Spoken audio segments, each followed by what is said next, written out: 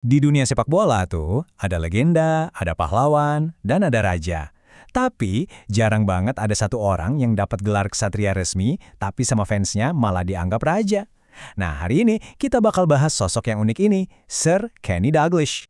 Pertanyaannya tuh simple, tapi dalam banget. Dia kan secara resmi dapat gelar Sir, sebuah gelar ksatria. Tapi kok buat jutaan orang di jalanan Liverpool, di tribun Anfield, dia itu Raja Kenny.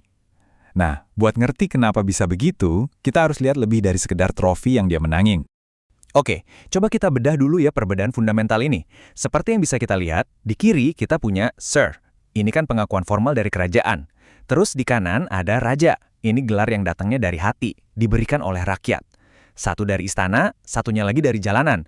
Dua-duanya sama-sama terhormat, tapi sumbernya, wah beda banget. Oke, untuk paham kenapa dia dianggap raja, ya kita harus mulai dari kerajaannya dulu, yaitu lapangan hijau. Disinilah cerita legenda Dalglish dimulai. Coba deh lihat perjalanan karirnya. Gila, kemanapun dia pergi, trofi itu kayaknya ngikutin terus. Mulai dari dominasi total di Celtic, terus pindah ke Liverpool dengan tekanan yang luar biasa. Ingat, dia gantiin seorang Kevin Keegan loh. Dan apa yang dilakuin, dia bukan cuma gantiin, dia ngelewatin ekspektasi. Bahkan jadi pemain manajer pertama dan langsung dapat double winner. Puncaknya, bahwa tim yang nggak diunggulkan kayak Blackburn Rovers jadi juara Premier League. Itu kan kayak cerita dongeng tapi beneran terjadi.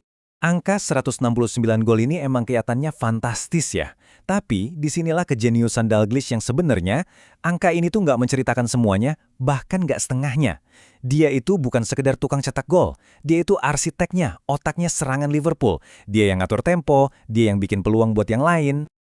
Nah, kutipan ini ngegambarin poin tadi dengan sempurna. Dia nggak cuma hebat sendirian, dia bikin semua orang di sekelilingnya jadi lebih jago. Duetnya sama Ian Rush itu legendaris banget, kayak punya telepati di lapangan yang bisa ngacak-ngacak pertahanan lawan. Itulah tanda seorang jenius sejati. Tapi kehebatannya di lapangan itu cuma satu bab dari ceritanya. Gelar raja itu benar-benar ditempa bukan pas menang, tapi justru di tengah tragedi. Di momen inilah seorang pesepak bola berubah jadi tiang penyangga bagi satu kota. Pada hari itu, sebuah bencana terjadi. 97 penggemar Liverpool pergi nonton bola dan nggak pernah pulang lagi. Peristiwa ini ninggalin luka yang luar biasa dalam buat kota Liverpool dan dampaknya masih kerasa sampai sekarang. Di tengah duka yang nggak kebayang, Dalglish maju ke depan. Coba deh dengerin kata-katanya, rendah hati banget, manusiawi banget. Buat dia, ini bukan kewajiban sebagai manajer, ini tugas sebagai sesama manusia.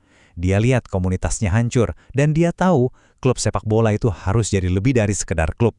Dan ini bukan cuma omongan doang. Lihat deh langkah-langkah nyata yang dia ambil. Pertama, dia jadi contoh. Dia minta para pemainnya buat nunjukin martabat. Kedua, dia pastiin klub hadir di setiap upacara pemakaman. Dan yang paling penting, dia datang sendiri, bahkan kadang sampai 4 pemakaman dalam satu hari. Tindakan-tindakan kayak ginilah yang ngebentuk ikatan abadi antara Dalglish dan kota Liverpool. Ikatan yang jauh lebih kuat dari penghargaan resmi manapun. Nah, sekarang biar kita benar-benar ngerti kenapa raja itu rasanya lebih berharga daripada Sir, kita perlu paham identitas unik kota Liverpool itu sendiri. Ini nih kuncinya. Frasa Scouse Not English itu lebih dari sekedar slogan loh. Ini tuh pernyataan identitas. Selama bertahun-tahun, banyak orang di Liverpool ngerasa diabaikan, ngerasa disalahpahami sama pemerintah pusat. Ini bukan berarti mereka anti-Inggris ya, tapi lebih ke penegasan identitas lokal mereka yang kuat dan mereka banggakan. Perasaan ini tuh ada sebabnya.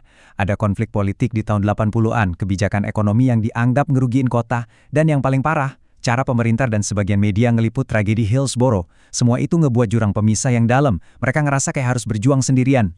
Nah, disinilah letak intinya. Ketika ada rasa nggak percaya yang begitu dalam sama institusi, penghargaan yang datang dari institusi itu, meskipun tulus, jadi punya makna yang beda. Gelar Sir itu kan pengakuan dari mereka, dari luar. Tapi gelar Raja itu pengakuan dari kita, dari dalam. Beda banget rasanya. Jadi, setelah kita lihat kehebatannya di lapangan, kepemimpinannya di masa sulit, dan konteks budaya kotanya, jawabannya jadi makin jelas kan? Yuk kita rangkum, gelar Sir itu mengakui apa yang dia lakukan, sementara gelar Raja itu menghormati siapa dirinya. Gelar Sir dikasih buat jasanya di sepak bola dan kegiatan amal. Gelar Raja didapat karena dia jadi detak jantung sebuah kota di saat-saat paling gelap. Dia bukan cuma menangin pertandingan, dia memimpin di tengah duka. Pada akhirnya, ya inilah kebenarannya. Gelar kesatria itu adalah pengakuan yang sangat pantas dia dapatkan, sebuah tanda kehormatan dari negara. Tapi, bagi orang-orang yang dia bela, yang dia hibur, yang dia perjuangkan, dia akan selalu jadi sesuatu yang lebih besar. Dia adalah raja mereka. Raja yang dinobatkan bukan oleh monarki, tapi oleh cinta dan rasa hormat yang gak akan pernah lekang oleh waktu.